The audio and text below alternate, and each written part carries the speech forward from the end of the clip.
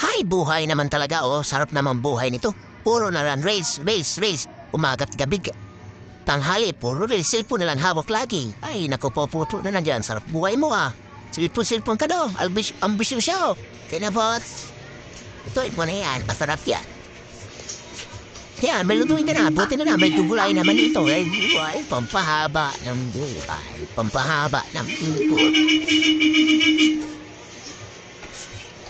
At mabigaw lang ng hasin yung sabaw.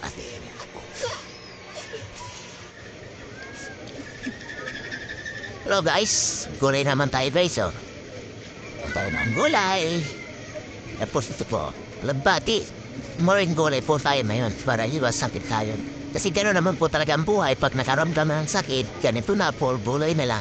Pero kung wala ka naman nararamdaman, inay, lahat ng bagay, pupuntahan mo, gagawin mo, yung mga bawal yung gagawin mo, mag-inom ka pa, yan ang gustong-gusto niya. Na talaga buhay, pag nakaramdam ka ng sakit, aywan ko. Yan, mag-iwas ka sa mga kung anong kakainin mo, pero pag wala ka naramdaman, ito nandito pa ngayon, di ba? O, yan. Kakain ng gulay, gulay, gulay na lang gulay. O, tingnan mo buhay talaga, o. Ano, pasaway talaga mga Pinoy. Di naman lahat ng Pinoy ganito. Kaya yan, tigas sa pulo, kaya yan ang papala nila.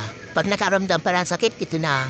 Magre-readjust sila, mag-adjust, kasi kakain sila ng gulay.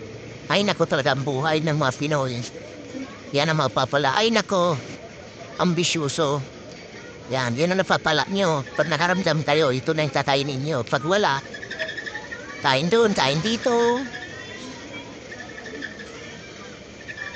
Kaya iwas-iwas din po. Hindi puro kalapor, sarap sa buhay. Di habang buhay tayo ganito, dapat tayo magsumikap tayo din. Tapos mag-taste kung anong mayroon. Hindi nilang puro masasarap ang kain. Ayan, ito, lagbati gulay. Oh. Ulam namin ngayon tanghali. Ito dahil, mga gulay. More in gulay po tayo. Lagbati po, lagbati. Sa hirap ng buhay, mga guys, mga nanay. Yan po, mga seso. Gulay na lang tayo. Buhay na buhay yan. Kaya yan, mahal na bilihin. Buhay na lang yan, guys. Oh. Kukuha din ako nasa tanim ko yan, guys. Oh, lagbati. Yan, kukuha din ako yan para pandagdag tayo sa gulay. Gulay, gulay. Kuha tayo ng tanim. Kung magkano tayo ng gulay. Yan ang resulta ng pinakulong kong gulay. Ang dahon. So, yan, kakainin namin. Lalagyan na ng sibuyas yan sa kamatis.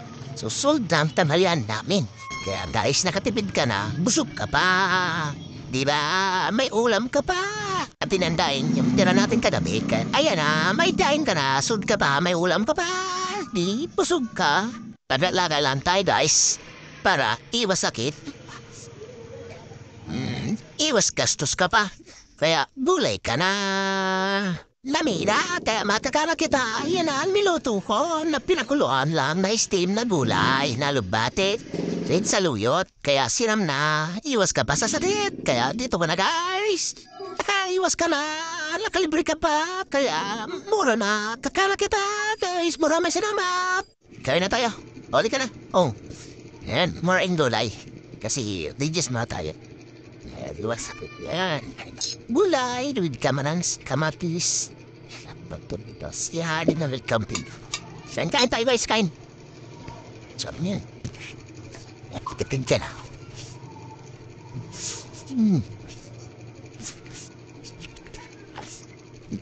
Sarap.